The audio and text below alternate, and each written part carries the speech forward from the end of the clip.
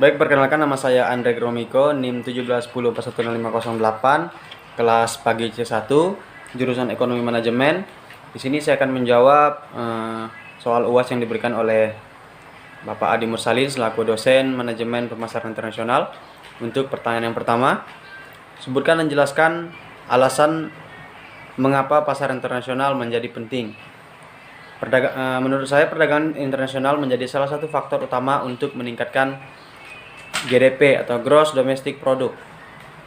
Meskipun perdagangan internasional telah terjadi selama ribuan tahun, dampaknya terhadap kepentingan ekonomi, sosial, dan politik baru dirasakan beberapa abad belakangan. Kemudian adapun 5 tujuan dari perdagangan internasional adalah: yang pertama, menaikkan devisa negara. Dengan adanya perbedaan yang dimiliki oleh negara satu dengan negara yang lain, maka sebagai negara yang mengekspor barang ke negara lain, tujuannya adalah untuk menaikkan devisa negara. Kemudian apabila kita dapat menaikkan devisa negara, maka imbasnya adalah: pertama, pertumbuhan ekonomi kita meningkat, kemudian mempengaruhi stabilitas harga barang yang diekspor, dan yang ketiga, eksistensi tenaga kerja. Kemudian ada memenuhi kebutuhan yang ada di negara lain, kemudian memperoleh keuntungan internal dan eksternal, memperluas pasar, transfer teknologi modern. Kemudian untuk pertanyaan nomor 2, jelaskan oleh saudara tentang periklanan global.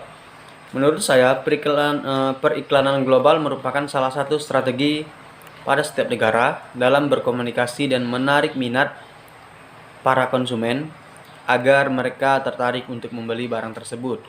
Bahkan bisa saja melalui periklanan dapat membuat produsen lain berminat untuk melakukan kerjasama dalam memasarkan produknya. Kemudian untuk pertanyaan yang nomor selanjutnya, itu nomor 3, faktor-faktor yang harus dipertimbangkan dalam mengembangkan program-program promosi penjualan di pasar asing. Jelaskan jawaban saudara. Untuk yang pertama, di sini ada beberapa yang saya ambil. Yang pertama itu adalah melakukan analisis pasar dengan cara terjun langsung dalam pasar untuk mengetahui produk apa yang disukai oleh para pembeli. Kemudian membuat iklan yang unik sehingga dapat menarik minat para pembeli. Dan selanjutnya, berani untuk bersaing dengan produk lain dalam memasarkan produk. Dan yang terakhir adalah berani membuka modal. Kemudian untuk pertanyaan yang nomor 4, apa yang dimaksud dengan strategi promosi internasional? Strategi promosi internasional ini merupakan sebuah penerapan konsep, prinsip, aktivitas, dan proses manajemen pemasaran dalam rangka penyaluran ide, barang, atau jasa perusahaan kepada konsumen di berbagai negara. Strategi ini juga memasarkan bagaimana perusahaan untuk menciptakan suatu nilai yang unggul daripada pesaing yang lain dengan transfer kalian dan produk untuk yang bernilai kepada pasar asing, di mana di bidang ini menjadi kelemahan yang dimiliki oleh pesaing dan kompetisi inti ini tidak dimiliki oleh pasar pesaing.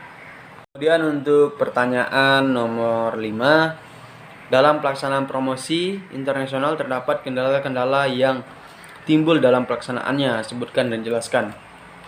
Berikut adalah beberapa kendala yang sering timbul dalam penerapan strategi promosi internasional. Yang pertama, masalah kepercayaan. Kemudian adalah masalah jarak. Kemudian ada masalah kualitas.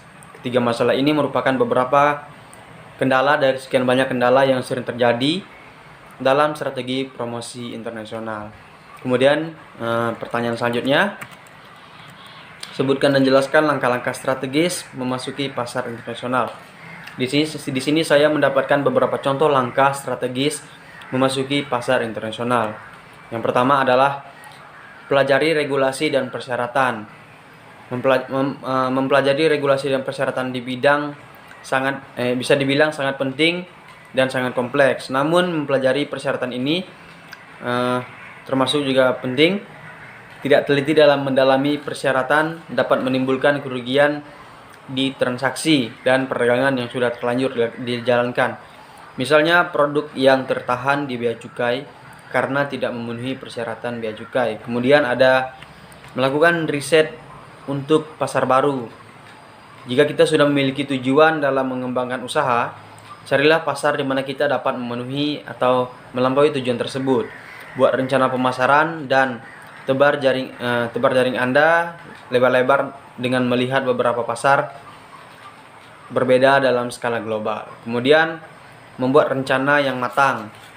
Kita harus memiliki rencana yang baik dalam memasuki pasar global.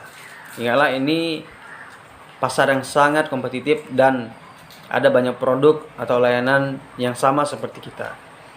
Ya, sekarang kita ke pertanyaan selanjutnya, yaitu pertanyaan nomor 7. Kemajuan dan juga keterlambatan produktivitas nasional suatu negara dipengaruhi oleh pertumbuhan ekonomi negara masing-masing. W.B. Rostov membedakan 5 tahap pertumbuhan ekonomi suatu negara. Sebutkan dan jelaskan kelima tahap pertumbuhan ekonomi suatu negara tersebut. Yang sudah saya dapatkan di sini, menurut Rostov, dalam pertumbuhan ekonomi suatu negara akan mengalami tahapan-tahapan. Yang pertama yaitu tahapan tradisional. Yang termasuk dalam tradisional itu adalah ekonomi didominasi sektor pertanian. Kemudian yang kedua ada transisi atau pra-take off. Di sini yang dimaksud adalah terjadi peralihan struktur tenaga kerja dari pertanian ke industri. Kemudian ada tinggal landas atau take off, yaitu hambatan dalam struktur sosial dan politik dapat diatasi. Yang keempat itu adalah menuju kematangan atau the drive of maturity, yaitu serikat buruh dan dagang semakin maju. Dan yang kelima adalah tahap konsumsi massa tinggi atau high mass consumption, yaitu tenaga kerja didominasi tenaga kerja terdidik dan penduduk di kota lebih besar dari di desa. Dan untuk pertanyaan selanjutnya yaitu nomor 8. Sistem perdagangan internasional antar negara tidak sama. Perbedaan ini dapat ditimbulkan oleh beberapa hal. Sebutkan dan jelaskan. Di sini saya mendapatkan beberapa perbedaan sistem perdagangan internasional antara negara satu dan negara yang lainnya. Yang pertama itu terdapat perbedaan kekayaan sumber daya alam. Di setiap negara memiliki keadaan geografis yang berbeda-beda, sehingga perbedaan tersebut menjadikan setiap negara memiliki kekayaan sumber daya alam yang berbeda-beda pula. Pada dasarnya, sumber daya alam adalah faktor produksi negara. Oleh karena itu, setiap negara memiliki keanekaragaman kondisi produksi. Yang kedua adalah ada perbedaan selera. Selera ternyata dapat menimbulkan perdagangan internasional. Terjadinya perbedaan kebudayaan, sistem politik, pandangan hidup, dan tatanan sosial menyebabkan terjadinya selera terhadap berbagai jenis komoditas. Kemudian ada perbedaan iklim.